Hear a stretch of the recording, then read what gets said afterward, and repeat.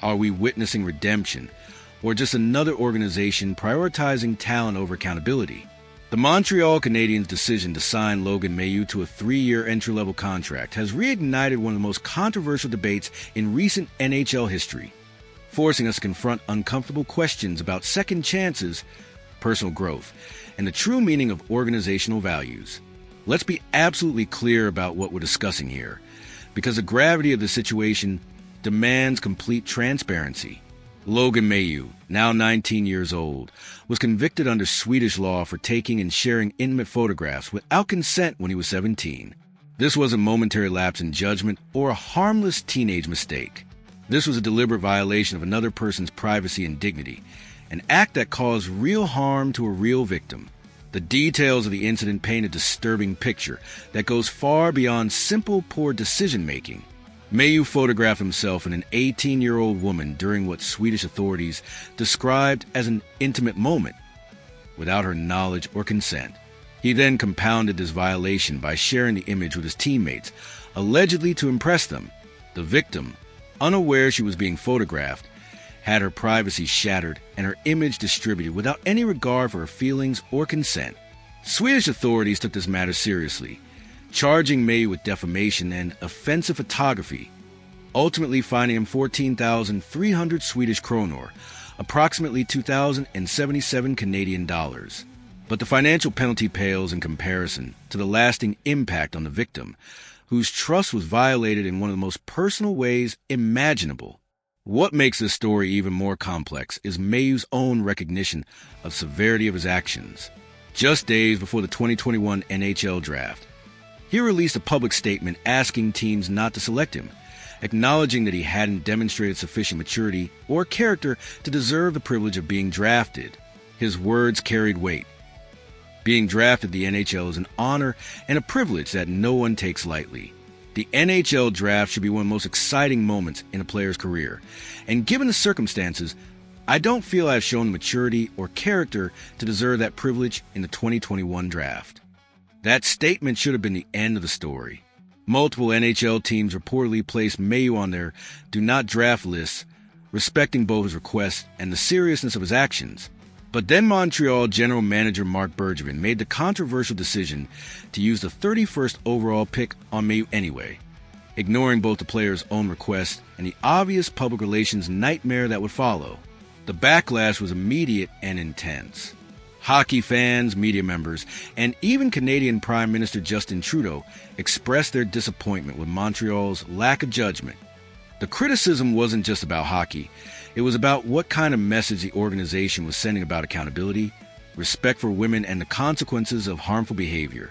Now, more than 3 years later, current general manager Ken Hughes has decided to move forward with signing Mailloux to his entry-level contract. Hughes emphasized that the organization spent significant time with Mailloux over the summer, getting to know him as a person and evaluating his growth and maturity. The GM stated that Mailloux recognizes the impact of his actions and that the process of personal development continues. But here's where this situation becomes incredibly complicated from both moral and practical perspectives. On one hand, everyone deserves opportunities for redemption and growth, especially young people who make serious mistakes. Mailloux was 17 when this incident occurred, and denying him any chance at rehabilitation could be seen as excessively punitive. The question becomes, at what point does accountability transition into an opportunity for redemption? On the other hand, the nature of his actions and their impact on the victim cannot be dismissed or minimized. Non-consensual intimate photography is a serious violation that causes lasting trauma. The fact that he shared these images with teammates suggests a pattern of disrespect and objectification that goes beyond a single moment of poor judgment. From a hockey perspective, Mailloux's talent is undeniable. He was ranked 23rd among North American players by Central Scouting before the controversy, and despite playing only 12 games last season with the London Knights due to his OHL suspension, his physical tools and defensive skills remain impressive. At 19, he still has significant potential to develop into an impact NHL defenseman. The Canadiens organization has emphasized their commitment to providing Mailloux with the tools and support necessary for continued personal growth. They've spoken about raising awareness among their players about the consequences of their actions on others' lives. But critics rightfully question whether signing him sends a wrong message about the organization's values and priorities. The timing of this signing also raises questions about Montreal's motivations. With the team in the midst of a competitive rebuild, they clearly see Mailloux's hockey potential as valuable to their future success. The cynic might argue that they're prioritizing talent over principles, hoping that enough time has passed with controversy to fade into the background. However, the organization's approach has been notably different from the previous regime. Where Bergevin's decision felt impulsive and tone-deaf, Hughes appears to have taken a more measured approach, spending significant time evaluating Mailloux's character development and commitment to personal growth. The broader implications of this decision extend far beyond one player or one organization. The NHL has been working to address issues of respect, inclusion, and appropriate behavior, particularly regarding treatment of women. How the league and its fans respond to Mailloux's continued development will send important signals about what kind of behavior is ultimately acceptable and what kind of redemption is possible. For the victim in this case, seeing her abuser rewarded with an NHL contract must be incredibly difficult, regardless of any personal growth he may have demonstrated.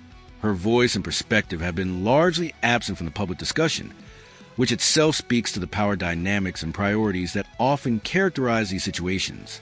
The Montreal fan base finds itself in an uncomfortable position, forced to reconcile their support for the team with their feelings about this controversial signing.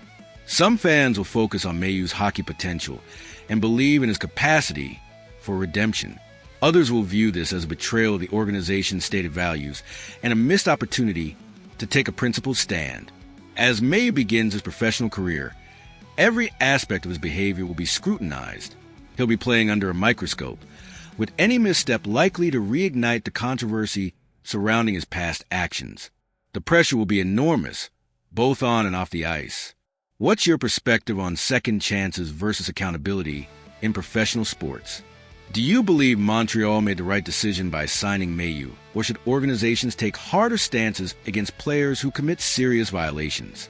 Share your thoughts in the comments, and don't forget to hit that like button if you think these conversations are important for the future of hockey culture.